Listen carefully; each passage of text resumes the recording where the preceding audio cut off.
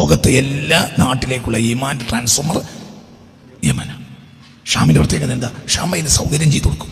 ലോകാവസാന കാലത്ത് യൂറോപ്പ് മുഴുവനും ഇസ്ലാമിനെ അടിക്കുമ്പോൾ ഇസ്ലാമിൻ്റെ പക്ഷത്ത് നിൽക്കുക ഷാമികളായിരിക്കും. അത് യാതൊരു സംശയമില്ല. അവരിൽ നിന്നാണ് ലോകാവസാന ഔലിയാക്കൾ ഉണ്ടാകുക. ഇനി ഔലിയാക്കളെ കേന്ദ്രം ഫലസ്തീനാണ്. കാരണം ഒരു വല്ലാത്തൊരു ഈമാനാണ് അറിയുന്നത്. ഭയങ്കര ഒരു കുട്ടിയെ, ഒരു ചെറുപ്പക്കാരൻ ഇസ്രായേലിൻ്റെ ജയിലിൽ നിന്ന് വിട്ടുവരുമ്പോൾ ഭാര്യയും കുട്ടിയും കാണുന്ന ഒരു കുട്ടിയുണ്ട്, ഭാര്യയുണ്ട്. അപ്പോൾ ആ നിന്ന കൂട്ടത്തിൽ തന്നെ ആളുകൾ പറഞ്ഞു അവര് ഇസ്രായേലിൻ്റെ ആക്രമണത്തിൽ കൊല്ലപ്പെട്ടു. അപ്പോൾ പഠിച്ചോനെ ആ പെണ്ണിന് റഹ്മത്ത് ചെയ്യണേ, എൻ്റെ ഭാര്യയ്ക്ക് അല്ലാഹു റഹ്മത്ത് ചെയ്യണേ എന്ന് പറയാം. ഇങ്ങനെ ആർക്കും കഴിയുക? നമ്മൾ ഇന്നത്തെ നമ്മളെ ആളുകൾ പറയാൻ എന്താണെന്നറിയും? ഈ പഠിച്ചോൻ എന്ത് ക്രൂരനാണ്, അവരെ പട്ടിണി കിട്ടുമ്പോൾ അവരെ പെണ്ണുങ്ങളെയും കൊന്നു, ഇതെന്ത് ക്രൂരനായ പഠിച്ചോനല്ലേ. മലയാളത്തിൽ എത്ര ആളുകൾ ലേഖനം എഴുതി, ഫേസ്ബുക്കിൽ മറ്റും. അത് അനുഭവിച്ചവർ പറയണം എന്താ, അൽഹംദുലില്ലാ എൻ്റെ പ്രിയതമക്ക് അള്ളാഹുവിനെ അനുവദിക്കാൻ കഴിഞ്ഞില്ല.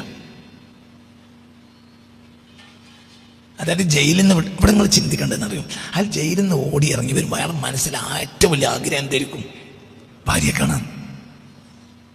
അതിനെ ഇറങ്ങി വരുന്ന സമയത്ത് അങ്ങനെ വരികയാണ് അയാൾ. അപ്പോഴാണ് പറയുന്നത് നിങ്ങളെ ഭാര്യ കൊല്ലപ്പെട്ടു. നായക്ക് പ്രശ്നമില്ല, അള്ളാഹുവിനെ മരിച്ചല്ലേ. അങ്ങനെ അതാണ് ഒരു ഈമാന്. ഭയങ്കരാണ്. അപ്പൊ അല്ലാഹുമ്മ ബാരിക് ലനാ ഫീ ഷാമിനാ വ യമനിനാ തന്നെ. നമ്മുടെ എന്നും അവരെ കൂടെ നിന്നത്. യമൻ നമുക്ക് ഈമാൻ തന്നു. എന്നാൽ 20-ാം നൂറ്റാണ്ടിൻ്റെ തുടക്കം മുതൽ നമ്മൾ യമനെ നിരാകരിച്ചു.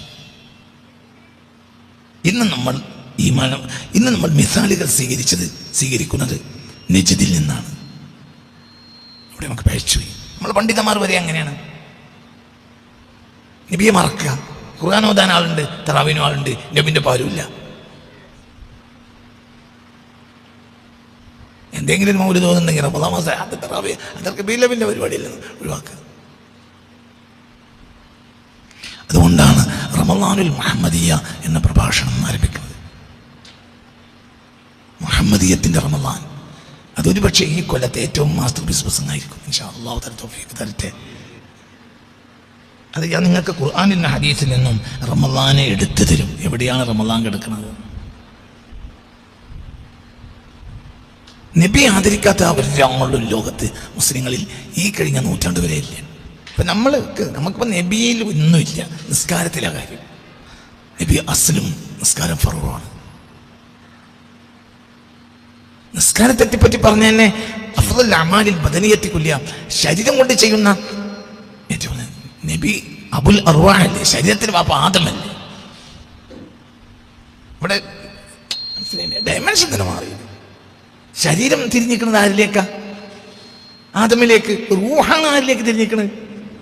മുത്തുനബിയിലേക്ക്. നബിയുടെ പേര് അബുൽ അർവാഹാണ്, ആദമിന്റെ പേര് അബുൽ അജ്സാദാണ്. ജസദ് കൊണ്ട് ചെയ്യുന്ന ഏറ്റവും വലിയ അമലാണ് ഏത്? നിസ്കാരം. റൂഹ് കൊണ്ട് ചെയ്യുന്ന ഏറ്റവും വലിയ അമൽ സമർപ്പണമാണ്. ആർക്ക്? മുസ്തഫ നബിക്ക്.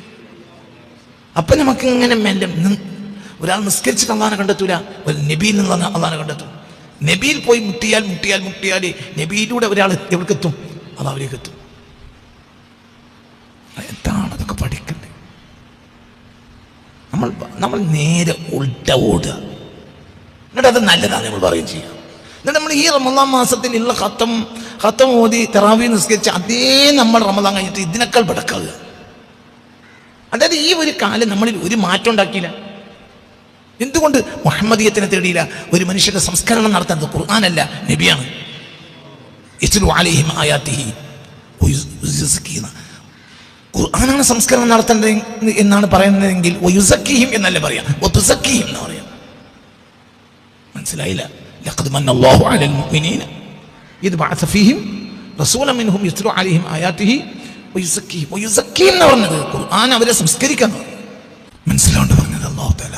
നമ്മൾ ചിന്തിക്കുക, എവിടെയും ശുദ്ധീകരിക്കണം നബിയാണ്, ആരല്ല. എവിടെയും ശുദ്ധീകരിക്കുന്ന നബിയാണ്, ശുദ്ധീകരിക്കുന്ന നബിയാണ്. അപ്പം നിനക്ക് വേണ്ടി പ്യൂരിറ്റി അല്ലേ, പ്യൂരിഫിക്കേഷൻ അല്ലേ? പ്യൂരിഫിക്കേഷൻ എവിടെ കിടക്കണം? നബിയിലല്ലേ? എത്ര ആയത്തുണ്ട് അങ്ങനെ? അല്ലാഹു അത് വെറുതെ പറയുന്നു. റബ്ബനാ വബഅസ് ഫീഹിം റസൂലൻ മിൻഹും യത്ലു അലൈഹിം ആയാതിക വയുസക്കിഹിം വയുഅല്ലിമുഹുൽ കിതാബ വൽ ഹിക്മ. പിന്നെയാണ് പഠിപ്പിക്കുന്നത്. വയുസക്കിഹിം, നബി അവരെ ശുദ്ധീകരിക്കണം. അപ്പം നിനക്ക് പ്യൂരിഫിക്കേഷൻ നടക്കണമെങ്കിൽ എവിടേക്ക് പോകണം? നബിയിലേക്ക് പോകണം. ഖുർആനിലേക്കല്ല കൊണ്ട്. അത് നബിയിൽ നിന്നുള്ള പ്യൂരിഫിക്കേഷൻ എവിടെ ഉണ്ടാവില്ല. ഖുർആൻ അല്ലാഹുവിന്റെ കലാം ആണ്, വലുതല്ലേ? ആണ്. പക്ഷെ അതിലേക്ക് നീ സമീപിക്കണമെങ്കിൽ ആര് വഴി പോകണം? നബിയിലൂടെ പോകണം. അപ്പോഴും നിനക്ക് വലുത് നബിയായിരിക്കും.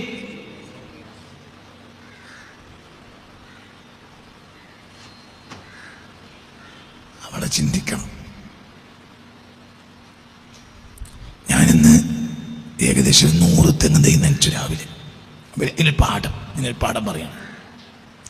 അപ്പം ഇന്നലെ രാത്രി ഞങ്ങൾ കൊണ്ടുവന്ന് കുറേ വലിയക്കാർ വന്ന് അവർ പിന്നെ മോട്ടോർ ഫിറ്റ് ചെയ്ത് സർക്കാരിൻ്റെ കറണ്ടൊക്കെ കിട്ടുമ്പോഴത്തേന് നേരെ വൈകുമെന്ന് വിചാരിച്ചിട്ട് ഞാൻ പിന്നെ അതൊന്നും കണക്കാക്കിയില്ല. അതൊക്കെ പിന്നീടാകട്ടെ എന്ന് വിചാരിച്ച വേഗം എന്ത് ചെയ്തു, മോട്ടോർ വാങ്ങി, പൈപ്പ് വാങ്ങി. ഇന്നലെ രാത്രി ഞങ്ങൾ ഫിറ്റ് ചെയ്ത് കഴിഞ്ഞ് വരുമ്പോൾ 12 മണിയാണ്. ഇന്ന് രാവിലെ സ്പേസ് കിച്ചൻ പിന്നെ നനക്കാൻ പോയി. അപ്പം നന നടത്തിക്കൊണ്ടിരിക്കുന്നതിനിടയിൽ എൻ്റെ മൂത്തപ്പൻ്റെ മകന്, എൻ്റെ അഞ്ചൻ, അവനുണ്ട്, നല്ല കൃഷിക്കാരൻ. അപ്പം ഈ പൈപ്പ് ഇങ്ങനെ നീട്ടി കൊണ്ടുപോയിട്ട് ദൂരെ കൊണ്ടുപോയി നനക്കണം, അടുത്തും നനക്കണം. അപ്പോൾ ദൂരെ നനച്ച് തിരിച്ച് വന്ന് പിന്നെ അടുത്തേക്ക് എത്തുമ്പോൾ എന്നോട് പറഞ്ഞു, ഇനി നല്ല ഫോഴ്സ് ഉണ്ടാവും. കാരണം ഇതിപ്പം നമ്മൾ മോട്ടറിൻ്റെ വളരെ അടുത്താണ്, ഫോഴ്സ് കൂടും. നീ ആയത്തിന് നടത്തും വെച്ചോക്കി. നിനക്ക് വലിയത് ഖുർആനല്ല, നബി ഖുർആൻ. അങ്ങനെയാണ് പോകുക. എല്ലാ ആയത്തും അങ്ങനെയാണ്. അപ്പം നിനക്ക് നിന്റെ പ്യൂരിഫിക്കേഷൻ ഖുർആൻ നടത്തൂലേ? നടത്തും. പക്ഷെ അതൊക്കെ കുറച്ച് അപ്പുറത്താണ്. നിന്റെ കണക്ഷൻ എവിടെ കിടക്കുന്നത്? നബിയിലാണ്. നബിയിൽ കണക്ഷനുള്ള ഒരാൾ ഒരിക്കലും പരാജയപ്പെടില്ല. അവനിൽ പ്യൂരിഫിക്കേഷൻ നടക്കും. അതേസമയത്ത് ഖുർആൻ ഓതി ആൾക്കാർക്ക് അഹങ്കാരം കൂടും. നബിയിലൂടെ വന്നാൽ അഹങ്കാരം കുറയും. തഹജ്ജുദ് നിസ്കരിക്കും, തറാവീഹ് നിസ്കരിക്കും ചെയ്താൽ നിനക്ക് അഹങ്കാരം കൂടും. എടോ, ഈ നിസ്കാരം മക്കത്ത് മസ്ജിദുൽ ഹറമിൽ നിസ്കരിക്കാൻ സൗകര്യം ഉണ്ടായ ജനത ഒരൊറ്റാളില്ലാതെ പാഞ്ഞില്ലേ മദീനത്തേക്ക്? നിങ്ങൾ വിചാരിക്കണ്ടോ അവർ വിഡ്ഢികളാണ്? അവർ ലോകത്തെ ഏറ്റവും വലിയ ബുദ്ധിമാരാണ് ഖുർആൻ പറഞ്ഞത്. മക്ക അവർ പിടിച്ചടക്കിയപ്പോൾ അവർക്ക് 1,00,000 റക്അത്തിന്റെ കൂലിയാണ്. എന്ത്? ഒരു റക്അത്തിന് 1,00,000. ആരുടെ കയ്യിലെങ്കിലും കിതാബിലേക്ക് കൊടുക്കി 1,00,000 ഇങ്ങോട്ടൊക്കെ നോക്ക്. ഇന്ന് നീ വ്യാഖ്യാനൊന്നും പറയൂല, ഇന്ന് തന്നെ മതി. ഞങ്ങൾ പറയേണ്ട എല്ലാം പറഞ്ഞു തന്നിട്ടുണ്ട്. കണ്ടതിൻ്റെ പിന്നാലെ ഓടണ്ട. ആധുനിക പണ്ഡിതന്മാരിൽ ഭൂരിപക്ഷത്തിൻ്റെ കയ്യിലുള്ളതും നജ്ദി ഇസ്ലാമാണ്. സുന്നികളുടെ കയ്യിൽ പോലും ഇപ്പോൾ നിലവിലുള്ളത് നജ്ദി ഇസ്ലാമാണ്. അതിലൂടെ പ്യൂരിഫിക്കേഷൻ ഉണ്ടാവുകയില്ല. നിങ്ങൾ മദീനയിൽ നിന്ന് യമൻ വഴി വന്ന ഇസ്ലാമിലേക്ക് പോകണം. ഒന്നും കൂടി ഞാൻ പറയാം. ഒരു റക്അത്തിന് ഇവിടെ നിങ്ങൾ ഒരു റക്അത്ത് സ്കെച്ചാൽ ഒരു റക്അത്തിന് കൂലിയ. മദീനയിൽ സ്കെച്ചാൽ 1000 റക്അത്തിന് കൂലിയ. എന്താ മദീനയിൽ അല്ലാഹു തആലക്ക് 2 ലക്ഷം നടന്നു? മദീനക്ക് നിസ്കരിക്കാൻ പറ്റില്ല.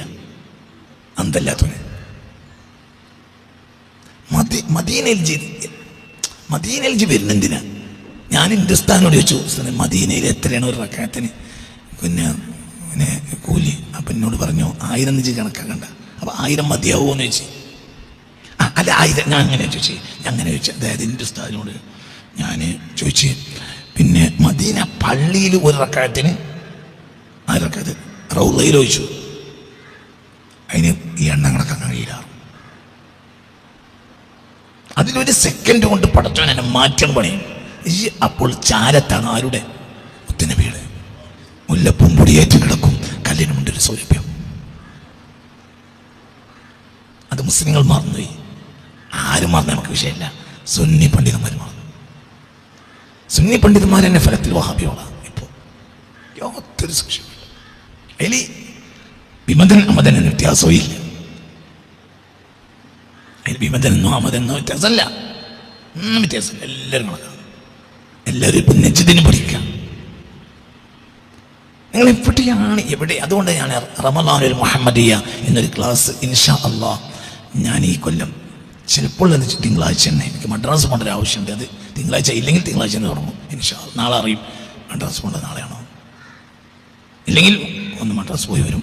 പിന്നെ റമളാനുൽ മുഹമ്മദിയ എന്ന ക്ലാസ് ആരംഭിക്കും ഇൻഷാ അല്ലാഹ്. അതായത് എവിടെയാണ് നമ്മുടെ റമളാൻ എന്ന് നമ്മൾ മനസ്സിലാക്കും. നജ്ദിലെ റമളാൻ ഉള്ളിടത്തല്ല, യമനിലെ റമളാൻ. നമ്മളത് യമനിലെ റമളാനാണ്, നജ്ദിലെ റമളാനല്ല. നബി പ്രശംസിച്ചത് നജ്ദിലെ ഇസ്ലാമിനെ അല്ല, യമനിലെ ഇസ്ലാമിനെ. ഇതൊക്കെ നമ്മൾ എന്താ ചിന്തിക്കാത്തത്? നബി പ്രശംസിക്കാത്ത നാടിലേക്ക് എന്തിനാ തിരിയുന്നത്? അതും വ്യക്തമായി നബിയുടെ മുന്നിൽ പറഞ്ഞിട്ടും വഫീ നജ്ദിനായ റസൂലല്ലാഹ് ഇല്ല. ലോകത്തിന് മുഴുവൻ അനുഗ്രഹം കൊടുക്കാൻ വേണ്ടി വന്നൊരു മനുഷ്യൻ, ആ സദസ്സെന്ന് ഒരാൾ പറഞ്ഞാൽ എണീറ്റുന്നാലെങ്കിലും ആയിക്കോട്ടെ എന്ന് പറയില്ലേ? അങ്ങനത്തെ ഒരു മനസ്സല്ലേ ആ മനുഷ്യന്റെ മനസ്സ്? അത് നിങ്ങളെന്താ പറയാണ്? ആ പറയില്ല എന്ന് പറയണെങ്കിൽ അത് ചെറിയ കാരണം പോലല്ലോ. ഈ മനുഷ്യൻ എന്തിനാ വന്നത്? അത് പറയും. ഈ മനുഷ്യൻ എന്തിനാ വന്നത്? ഇല്ല റഹ്മത്തിന്. ഈ നജ്ദടക്കം ഉൾക്കൊള്ളുന്ന വിശാലമായ ലോകത്തിന്, എല്ലാ ലോകത്തിനും, അമേരിക്കക്കും ആഫ്രിക്കക്കും അന്റാർട്ടിക്കക്കും അല്ലേ? അങ്ങനല്ലേ? എല്ലാവരും ഡച്ചുകാരും ഫ്രഞ്ചുകാരും ജർമ്മനിക്കാരും ആരൊക്കെ, ഓസ്ട്രേലിയൻസും ആരൊക്കെ, എവിടെയൊക്കെ മനുഷ്യനുണ്ടോ, മനുഷ്യനില്ലാത്ത നാടുണ്ടോ, അവിടെയൊക്കെ റഹ്മത്ത് കൊടുക്കാൻ വേണ്ടി വന്ന മനുഷ്യനല്ലേ മനുഷ്യൻ. അപ്പൊ ആ നാട്ടുകാരൻ എണീറ്റിട്ട് റഹ്മത്തല്ലേ ചോദിച്ചിട്ടുള്ളൂ. ഈ മനുഷ്യൻ എന്തിനൊന്നാ? ലോകത്തിന് മുഴുവനും റഹ്മത്ത് കൊടുക്കാൻ വന്ന ആളല്ലേ ഇത്. ഇല്ല റഹ്മത്തുൽ ലിൽ ആലമീൻ. അങ്ങ് ആ മനുഷ്യൻ യമനിനും ഷാമിനും വേണ്ടി ദുആ ചെയ്യാം, അല്ലാഹു ബാരിക് ലനാ ഫീ ഷാമിന വയമൻ. അപ്പൊ ആ സദസ്സിൽ ഒരാളുണ്ടായിരുന്നു, അയാൾ നജ്ദ് ഭാഗത്ത് വന്നത്. അയാൾ പറഞ്ഞു വഫീ നജ്ദിനായ റസൂലല്ലാഹ്. മിണ്ടിയില്ല, ഓർമ്മപ്പെടുത്തി. ഈ മനുഷ്യനെ എന്തിനു വന്ന ആളുമാണ്? പറക്കുട്ടി എന്താ പറഞ്ഞത്? എന്തിനു വന്ന ആളാണ്? ആ ലോകത്തിനാകെ റഹ്മത്ത് കൊടുക്കാൻ വേണ്ടി വന്ന മനുഷ്യനാണെന്ന് ഖുർആൻ പറഞ്ഞിട്ടുണ്ട്. ആ മനുഷ്യന്റെ മുന്നിൽ ഒരാൾ എണീറ്റിട്ട് പറയാണ് വഫീ നജ്ദിനായ റസൂലല്ലാഹ്. മിണ്ടിയില്ല. പിന്നെയും പറഞ്ഞു അല്ലാഹു ബാരിക് ലനാ ഫീ ഷാമിന വയമൻ. ഷാമിലും യമനിലും ബർക്കത്ത് ചെയ്യുന്ന റബ്ബേ. അപ്പോഴും അയാൾ എണീറ്റ് വീണ്ടും പറഞ്ഞു വഫീ നജ്ദിനായ റസൂലല്ലാഹ്. മിണ്ടിയില്ല. ഷാമിലും യമനിലും ബർക്കത്ത് കൊടുക്കണമെന്ന് ആ സദസ്സിൽ ആരും ദുആ ചെയ്യാൻ ആരും ഈ മനുഷ്യനോട് പറഞ്ഞിട്ടില്ല. നിങ്ങൾ അവിടെ ദുആ ചെയ്തു. തൊട്ട് മുന്നിലുള്ള ഒരു മനുഷ്യൻ വഫീ നജ്ദിനാന്ന് വീണ്ടും വീണ്ടും ഓർമ്മപ്പെടുത്തി. എന്നിട്ട് അതോട്ട് മൂന്നാമത്തെ തവണയും ഈ മനുഷ്യൻ വഫീ നജ്ദിന എന്ന് പറഞ്ഞപ്പോൾ പറഞ്ഞു യഖ്റുജു മിൻഹു ഖർനു ശൈത്താൻ. പിശാചിന്റെ കൊമ്പ് അവിടെ നിന്ന് ഉത്ഭവിക്കും എന്ന് പറഞ്ഞു. അവിടെ നിന്നാണ് അന്നത്തെ പിശാചും ഇന്നത്തെ പിശാചും. നമ്മൾ മനസ്സിലാക്കിയില്ല. നമുക്ക് നജ്ദിന് ഒന്നും സ്വീകരിക്കാൻ പാടില്ല. നജ്ദ് നമ്മൾ എന്ത് വാങ്ങിയാലും നഷ്ടമായിരിക്കും.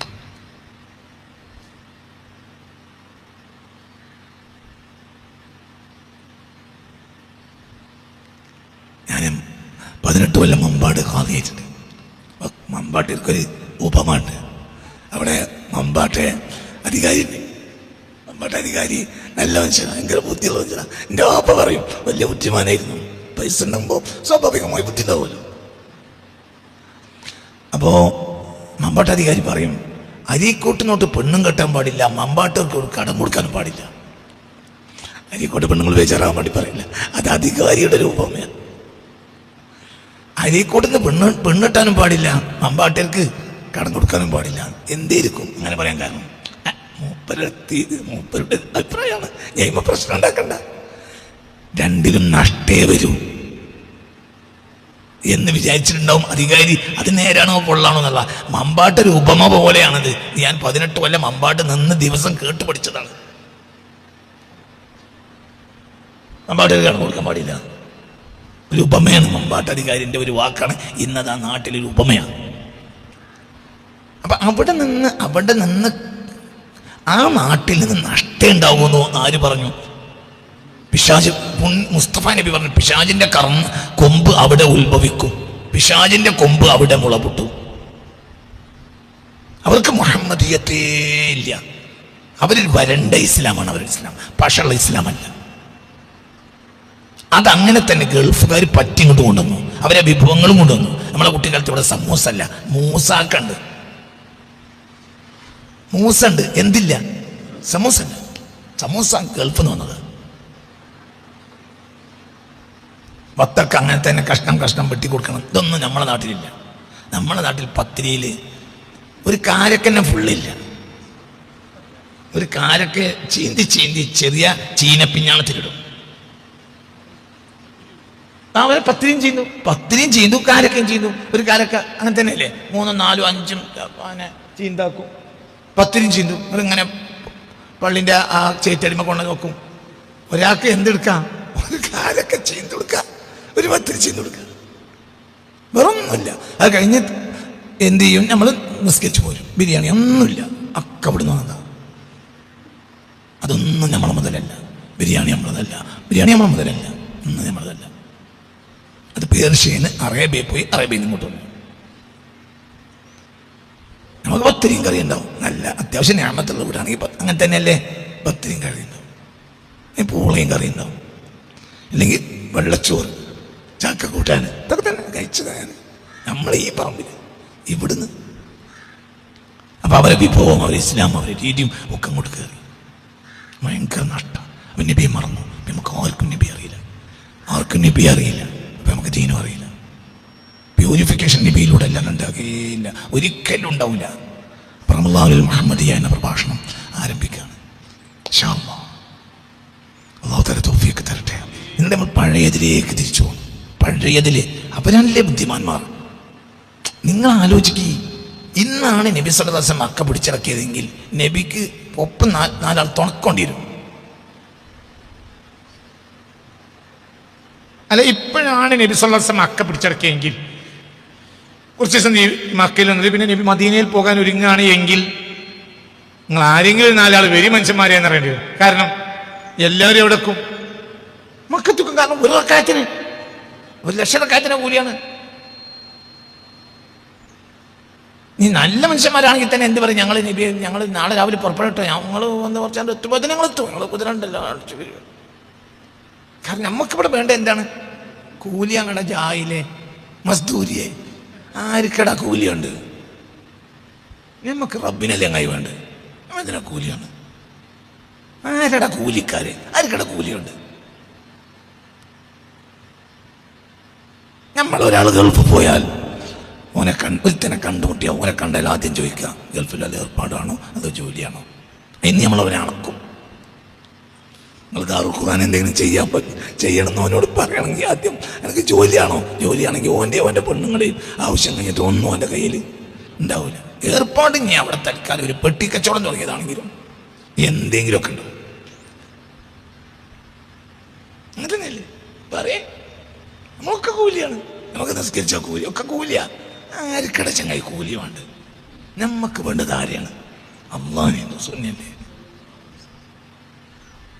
അവിടെ നിന്ന് നമ്മൾ പോയി, നമ്മൾ കൂലിപ്പണിക്കാരായി, ഒക്കെ കൂലിയാണ്. അപ്പൊ മുഹമ്മദിയത്തിലേക്ക് തിരിച്ചു പോകണം. അള്ളാഹു സമയത്തിലേ 3:45 2:45 നമുക്ക് ആയിക്കോട്ടെ. അപ്പൊ ഇത് മാത്രം പൂർത്തിയാക്കിയിട്ട് തുടക്കം മുതൽ ഒന്നും കൂടി. بالقلب إلا أن يكون متيما حليفا غرام بالنبي مهيما بيتوا بليل التم سهران منشدا لذكر الذي قد طاب بدءا ومختما ساجيل فيه الورق ليلي وجيرتي نيام وجفني كالمذاني بمغرما ونظيم در اللفظ في ذكر وصفه واحسن بوصف البدر درا منظما محمد مفتاح الفتوحات سيدي وختيم سلك الرسل ختما ومقدما به نال كل الأنبياء منالهم به زينة الحضرات وقر وعظما رسول من المولى وآدم لم يكن ويبقى رسولا دائما ومعظما فنشأته كنزية الحق وحده لذاك أتانا قاسما ومقسما فآي جميع الرسل آي محمد فمنه إليه كل شيء معمما مواهب رب العرش طه محمد فأكرما بشير نذير مقسط وهو قاسم جواد كريم باسط الكف منعما മുഖഫാ അമീനുൻ വഹുവ ഫി റൂസുലി മുജ്തബാ ഹബീബു ഇലാഹിൽ അർശി ബദഅൻ വമഖ്തമാ വഅബിയു യസ്തസ്ഖൽ ഗമാമു ബിവജിഹി ബിഹി നാറ ലൈലുൽ ജഹ്ലി ഇദ് കാന മുള്ളിമാ. ഈ നോമ്പ് നിസ്കാരം ഒക്കെ പഠിച്ചിട്ടാണ് പിന്നെ പുണ്യ റസൂല് ചോദിക്കുന്നത് അബൂബക്കറിനോട്, അയ്യുൽ അമാലി അഹബ്ബു ഇലൈക യാ അബൂബക്കർ, അബൂബക്കറെ നിങ്ങൾക്ക് ഏറ്റവും ഇഷ്ടമുള്ള അമലേതാണ്? അപ്പൻ പറഞ്ഞ എന്താ? അന്നദുറു ഇലാ വജ്ഹിക യാ റസൂൽ, ഏറ്റവും ഇഷ്ടം നിങ്ങളെ മുഖത്ത് നോക്കാൻ. ഇതെന്തേ നിങ്ങൾ ശ്രദ്ധിക്കുന്ന പകർത്താണെങ്കിൽ ഇതാണ് ദീൻ. എന്നെ ദീൻ. അന്ന് നബി ഉള്ളത് കൊണ്ട് നബിയുടെ മുഖത്ത് നോക്കുക, ഇന്ന് നബി ഇല്ലാത്തത് കൊണ്ട് നബിയുടെ മുഖം വരക്കുക. എന്താ മൗലിദ് ചെയ്യണത്? നബിയുടെ ജസദിനെ വരക്കുക, നബിയുടെ റൂഹിനെ വരക്കുക. കഴിഞ്ഞില്ലെങ്കിലും കഴിയൂല, നബിയെ വരക്കാരൊക്കെ കഴിയൂല, എന്നാലും വരക്കുക. എന്നിട്ട് അത് പാടുക, പറയാ, കേൾക്കുക. ഈ നിസ്കാരവും ഈ സക്കാത്തും ഈ സദഖയും ഈ നോമ്പും ഇതെല്ലാം പഠിച്ച് തഹസീലായ മനുഷ്യനാണ് ആര്? അബൂബക്കർ. എന്നിട്ട് ചോദിക്കാണ്, എന്ത്? അയ്യുൽ അമാലി അഹബ്ബു ഇലൈക യാ അബൂബക്കർ, അബൂബക്കർ നിങ്ങൾക്ക് ഏറ്റവും ഇഷ്ടമുള്ള അമൽ ഏതാണ്? അപ്പോൾ പറഞ്ഞു, അന്നദുറു ഇലാ വജ്ഹിക യാ റസൂലല്ലാഹ്. ആ മുഖത്തേക്ക് നോക്കാൻ, ആയുസ് മുഴുവൻ നിങ്ങളെ മുഖത്തേക്ക് നോക്കുക, നിങ്ങളെ മുഖത്തേക്ക് നോക്കന്നെ, നിങ്ങൾ നോക്കന്നെ, നിങ്ങൾ പിന്നെ നോക്കന്നെ. നോക്കി പൂതി തീരാത്തവരുണ്ട്, നോക്കാത്തവരുണ്ട്. സ്വഹാബികളുടെ കൂട്ടത്തിൽ നോക്കാത്തവരുണ്ട്. അനസ് അങ്ങനെയാ, അനസ് നോക്കിയില്ല. സിദ്ദീഖ് പറഞ്ഞു, എനിക്ക് അതന്നെ ഈമാനും. നബിയുടെ മുഖത്തേക്ക് നോക്കാൻ കഴിയുന്ന അവസ്ഥയിലേക്ക് സിദ്ദീഖ് എത്തി. അനസ് റളിയല്ലാഹുവിനോട് ചോദിക്കാണ്, അനസ് പറയാണ്, വലൗ തുലിബ്തു അൻ അസ്രിഫഹു മാ അതഖ്തു ലഅന്നി മാ നളർതു വജ്ഹ നബിയിൽ മുസ്തഫ ഇജ്ലാലൻ വതഅളീമൻ. ഒരാൾ എന്നോട് നബിയുടെ മുഖം എങ്ങനെയുണ്ടായിരുന്നു എന്ന് ഇപ്പൊ ചോദിച്ചാൽ എനിക്ക് പറയാൻ കഴിയില്ല. എന്തുകൊണ്ട്? ഞാൻ നോക്കിയിട്ടില്ല. രണ്ട് കാറ്റഗറി സ്വഹാബികളാണ്. ഒരു കാറ്റഗറി എന്താണ്? ഒരു കാറ്റഗറി നബിയെ നോക്കലാണ്. അതിന്റെ നേതാവ് സിദ്ദീഖുമാണ്. എന്താണ് നിങ്ങൾക്ക് ഏറ്റവും ഇഷ്ടം പറഞ്ഞു എന്ന് പറഞ്ഞപ്പോൾ പറഞ്ഞു, എനിക്ക് നിങ്ങൾ മുഖത്തേക്ക് നോക്കലാണ്. ഇനി അനസിലേക്ക് വരി. അനസ് പറയാണ്, വലോ തൊലിബത്തു, എന്നോട് ആവശ്യപ്പെട്ടാൽ അൻ അസ്രിഫൽ മുസ്തഫ അസ്ഫൻ നബിയൽ മുസ്തഫ, മുസ്തഫ നബി അവരെ വർണ്ണിച്ചു എന്ന് പറഞ്ഞേരി. അവിടുത്തെ മുഖവും അവിടുത്തെ മൂക്കും അവിടുത്തെ താടിയും അവിടുത്തെ കവിളും അവിടുത്തെ നെറ്റിയും എങ്ങനെ ഉണ്ടായിരുന്നു ഒരാൾ എന്നോട് ആവശ്യപ്പെട്ടാൽ മാ അതഖ്തു, എനിക്ക് കഴിയൂല.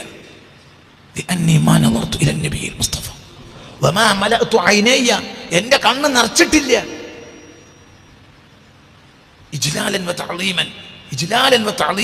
ഒരു പ്രത്യേകമായ ഇജ്ലാല് എന്ന് പറഞ്ഞാൽ അതിനൊരു അർത്ഥം പറഞ്ഞാൽ തീരാൻ കഴിയില്ല.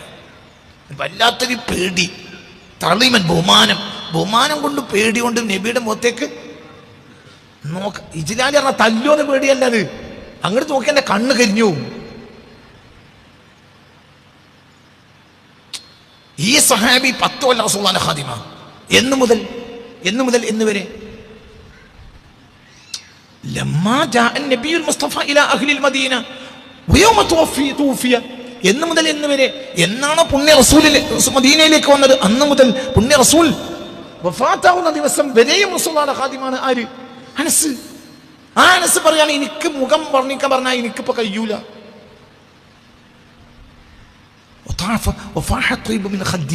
100 വയസ്സായിട്ടാണ് മരിക്കണത്. അപ്പോഴും പറയാണ്, ഒരിക്കൽ നബി സല്ലല്ലാഹു അലൈഹി വസല്ലം എൻ്റെ മുഖത്തേക്ക് ഇങ്ങനെ തടവി, ഇപ്പോഴും എനിക്ക് അവിടുന്നാണ് സുഗന്ധം വരുന്നത്.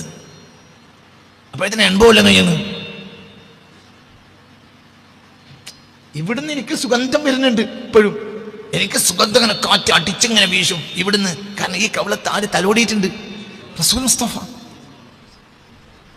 പറഞ്ഞാൽ എനിക്ക് കിട്ടൂല, പറയാൻ എനിക്ക് കഴിയൂല, ഞാൻ നോക്കിയിട്ടില്ല. നോക്കുന്ന മക്കാമിലേക്ക് ആരെത്തി? സിദ്ദീഖെത്തി. സിദ്ദീഖിന് കണ്ണെടുക്കാൻ കഴിയണില്ല. ഇവരാരാ? ഇവരെങ്ങനെ വിട്ടിയാണെന്ന് അറിയണത്? ലോകത്തെ ഏറ്റവും വലിയ മുത്തഖീങ്ങൾ അവരാന്ന് ഖുർആനിലില്ലേ? ലോകം കണ്ട ഏറ്റവും വലിയ മഹാന്മാർ അവരാന്ന് ഖുർആനിലില്ലേ? വകദാലിക ജഅൽനാകും ഉമ്മതൻ വസതൻ ലിതകൂനു ശുഹദാഅ അലന്നാസ് വയകൂന റസൂലു അലൈക്കും ഷഹീദ. ലോകത്തെ ഏറ്റവും മധ്യ സമൂഹം അവരാണ്. കൂട്ടിയിട്ടില്ല, കുറച്ചിട്ടു. വകദാലിക ജഅൽനാകും നമ്മളെ പറ്റി അവർക്ക് പറയാൻ പറ്റില്ല. കും അൽ ഖുതാബുൽ ലിമൻ ജലസ ബൈന നബിയിൽ മുസ്തഫ. അല്ലാഹുവിന്റെ ഹബീബിന്റെ മുന്നിൽ ആരാണോ അപ്പോൾ ഇരിക്കുന്നത്? ഏതൊരു ജനതയാണ്? ആ ജനതയിലേക്കാണ് പറഞ്ഞത്. വകദാലിക ജഅൽനാകും വകദാലിക ജഅൽനാൽ മുസ്ലിമീന റൂലെ വകദാലിക ജഅൽനാൽ മുസ്ലിമീന റൂലെ ഇല്ല, അങ്ങനെ പറഞ്ഞില്ല. വകദാലിക മുടുക്കി വകദാലിക ജഅൽനാൽ മുസ്ലിമീന എന്നല്ല, വകദാലിക ജഅൽനാകും വകദാലിക ജഅൽനാകും, നിങ്ങളെ നാം ആക്കി. ആരാ നിങ്ങൾ? الجالسون بين النبي المصطفى ഹബീബായ നബിയുടെ മുന്നിൽ ലമാ യുഖാതിബുഹും, അവരെയാണ് അഭിമുഖീകരിച്ച് സംസാരിക്കുന്ന മുസ്തഫ നബി. അവരോടാണ് ഈ ഓത്ത്. എന്ത്? വകദാലിക ജഅൽനാകും ഉമ്മതൻ വസതൻ ലിതകൂനു ശുഹദാ അലന്നാസ്. ലോകത്തെ ഏറ്റവും മാധ്യമ സമൂഹം, മധ്യ സമൂഹം നിങ്ങളാണ്. കൂട്ടിയിട്ടില്ല, കുറച്ചിട്ടു. അതിവൈകാരികരേ ഇല്ല. എന്നാ മെല്ലെപ്പോക്കാണോ? അതും ഇല്ല. ഒരു സമൂഹം മധ്യസമൂഹമാണെന്ന് പറഞ്ഞാൽ അവരാരുമല്ല, അവർ അതിവൈകാരികന്മാരല്ല. അനങ്ങാപ്പാറയാണോ?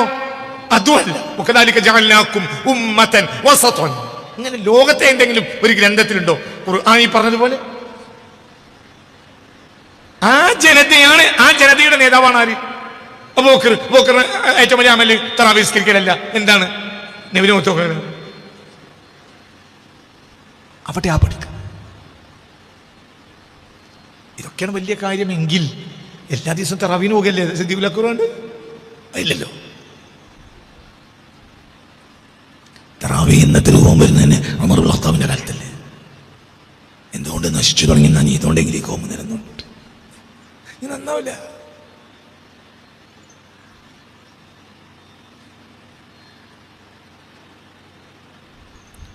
അല്ലാഹു റസൂല് പിന്നീട്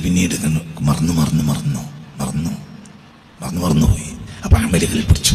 അമൽ എപ്പോഴും ആർക്കും കാണാം. ബുദ്ധിയില്ലാത്തവന് അമല് കാണാൻ കഴിയും, റൂഹ് കാണാൻ കഴിയില്ല. കാഴ്ച പലതാണ്. ഒരു തോട്ടത്തിൽ ഭാര്യയും ഭർത്താവും തൊഴിലാളിയും കുട്ടിയും എല്ലാവരും കൂടി ഒരു തോട്ടത്തിലേക്ക് പോയാൽ ഭർത്താവ് തെങ്ങിൻ്റെ മുകളിൽ പോകും, ഭാര്യ തെങ്ങിൻ്റെ അടിയിൽ പോകും, കൂലിക്കാരൻ സൂര്യനിലേക്ക് പോകും, കുട്ടി മൈലാഞ്ചി ചെടിയോ അല്ലെങ്കിൽ കുന്നിക്കുരുവോ മഞ്ചാടിക്കുരുവോ നോക്കും. നാലാക്കും. കണ്ണ് തന്നെ 4 നോട്ടാണ്. മനസ്സിലായില്ല? തോട്ടത്തിലേക്ക് പോയാൽ ഭർത്താവ് നോക്കുക,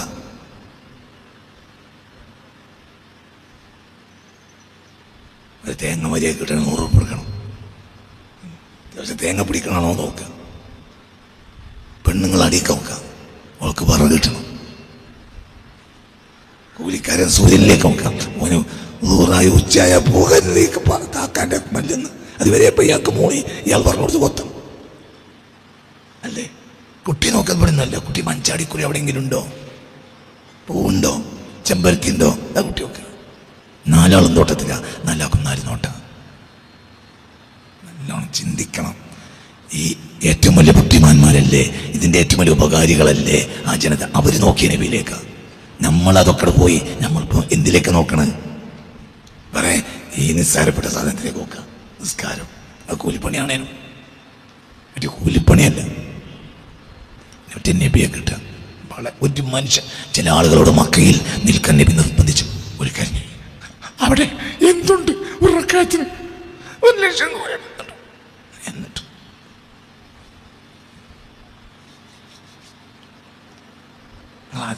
അതൊക്കെ ചിന്തിക്കും.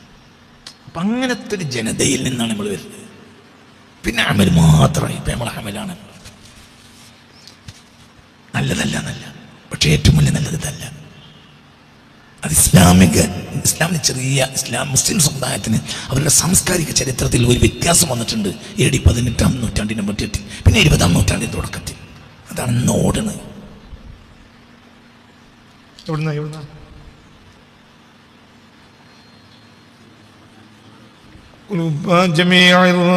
قلوب جميع الخلق أحيا بنوره وألسونهم أحيا فزكى وعلما والله لا تلفي لأحمد ثانيا. والله الله وانا لا تلفي لأحمد. അഹമ്മദിന് നീ എത്തിക്കുകയില്ല ثانيا 2-മത്തെ ഒരാളെ അഹമ്മദിന് പകരമില്ല. فأحمد فرد. അപ്പോൾ അഹമ്മദ് ഒറ്റയാണ്.